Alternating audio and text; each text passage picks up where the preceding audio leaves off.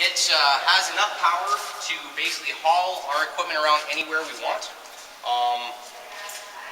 It's kind of a rough ride because the driver sits in front of the wheels and it has an absolute horrible turning radius. And it's, you have to have two people to drive because the mirrors absolutely suck and they always move on you. So you have to have someone on the other side to tell you if there's someone, if there's anything on the other side or if you're going to hit it.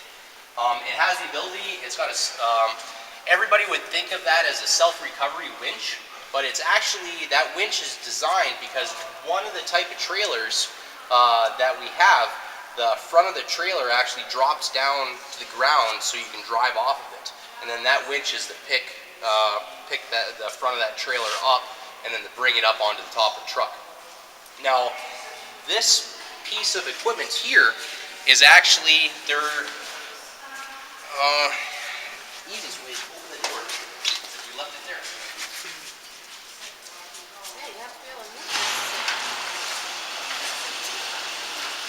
How do you transport this? I'm going to show you that right now, actually.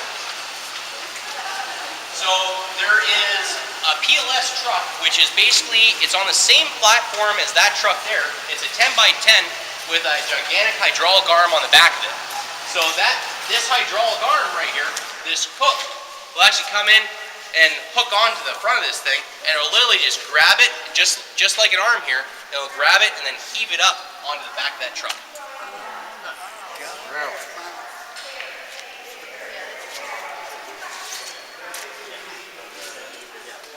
So that's how this particular piece of equipment is moving.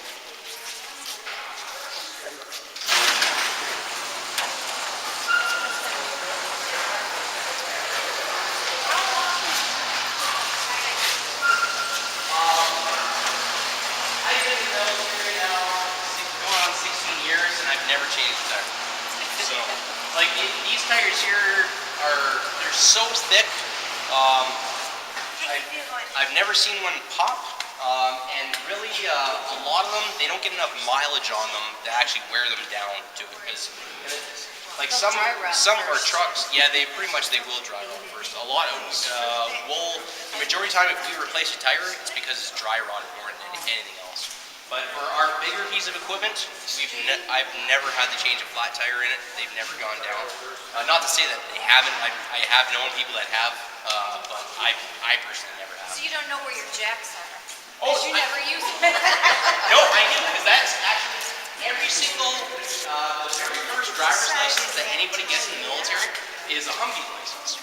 And that teaches you how to do what's called preventative maintenance checks and services. Basically check your tires, check your fluids.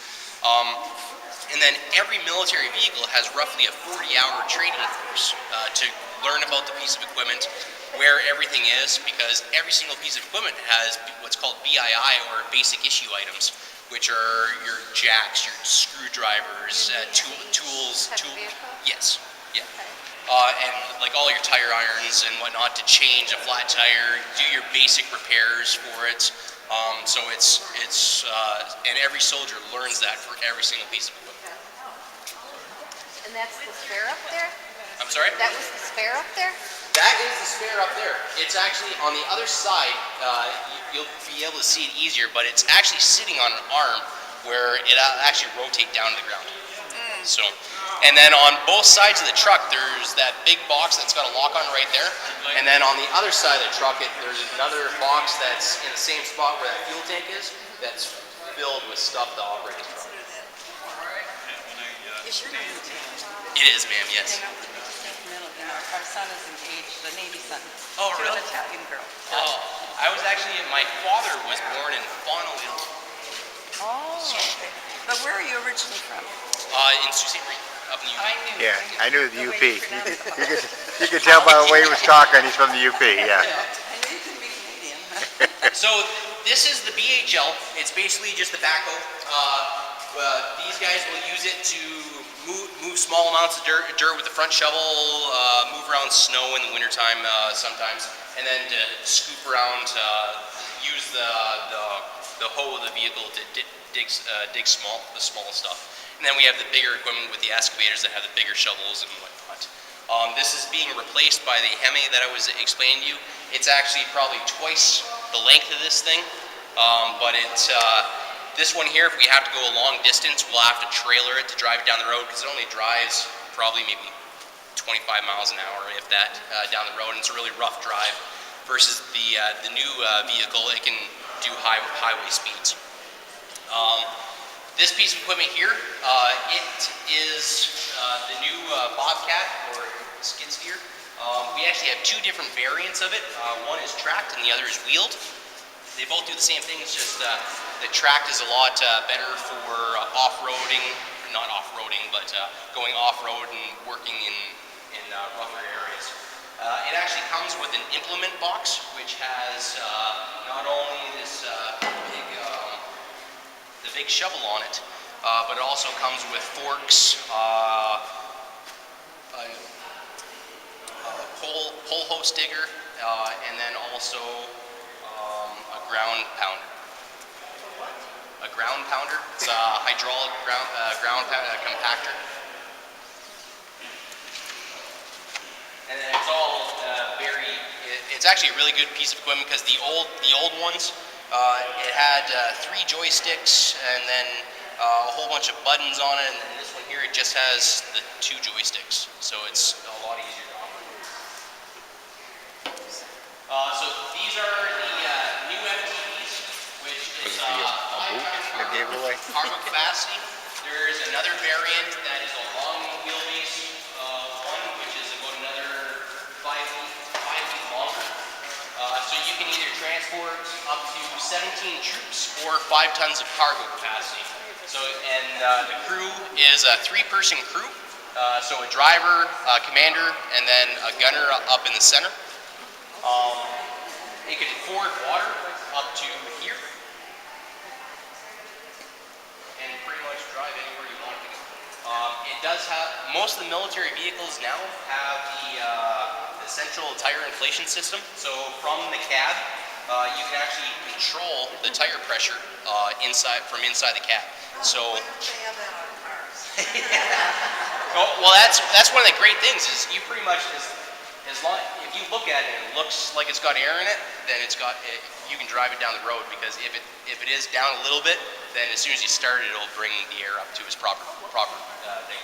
And then from the inside, it's got several buttons where you can switch it from highway driving down to mud or snow or whatnot, and then it will lower the pressure in the tires. And it goes anywhere from, I think it's 80 psi driving down the road on a highway all the way down to 17 psi to drive over like the worst possible spot. But the further down you go in the psi, the slower you have to drive. This one here is the Atlas, or the variable reach forklift. It is 10,000 pound capacity. It has 2 different types of forks, which are, right now it's got the big forks on it, which you can pretty much, as long as you can stabilize those forks on it, it'll go. The arm will go up to 80 degrees in the air, and then it'll extend out 2 times its length that it is right now. From inside the cab, the operator can operate either whichever way tilt. He can actually tilt the vehicle up to 13 degrees in either way, or move the forks either which way, in any which way he wants. So that's pretty much that one.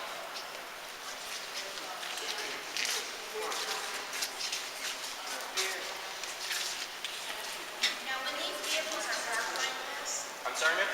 when these vehicles are parked like this, I see that one has locks on the wheel. Why don't the other ones?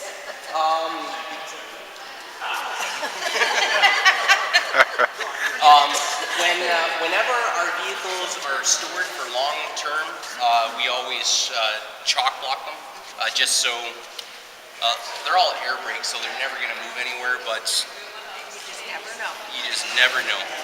And then we always throw something underneath it just for like the known areas that it might leak.